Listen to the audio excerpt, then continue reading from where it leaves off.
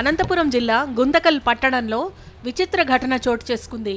Guntakal RDO కార్యాలయంలో పనిచేస్తున్న AO Nagabhushanam తీరు చూస్తే ఎవరైనా ఆశ్చర్యపోవాల్సిందే.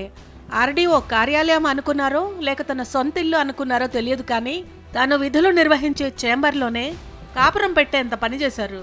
చేంబర్లో మంచం ఏర్పాటు చేసుకుని బెడ్రూమ్గా వాడుకుంటున్నారు ఏవో. ప్రతిరోజు రెవెన్యూ కార్యాలయంలోనే పడకేస్తున్నారు. ఈ వ్యవహారం ఇప్పుడు వివాదానికి దారితీసింది.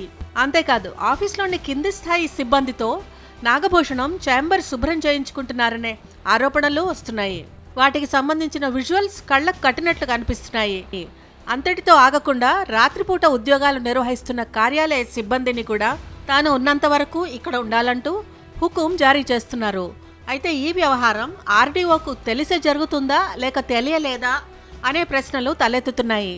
చూసి చూడనట్లు ఆర్డీఓ ఉన్నారా అనే అనుమానాలు వ్యక్తం చేస్తున్నారు. ప్రభుత్వ కార్యాలయాన్ని తమ సొంత ఇంటిగా వాడుకోవడంపై ప్రజల్లో తీవ్ర చర్చనీయాంశమైంది. ఇప్పటికైనా ఈ ఘటనపై జిల్లా ఉన్నతాధికారులు స్పందించి ఏఓ నాగభూషణంపై చట్టపరమైన చర్యలు తీసుకోవాలని, ఇంత జరుగుతున్నా నిర్లక్ష్యంగా ఉన్న ఆర్డీఓపై కూడా యాక్షన్ తీసుకోవాలని ప్రజలు కోరుతున్నారు.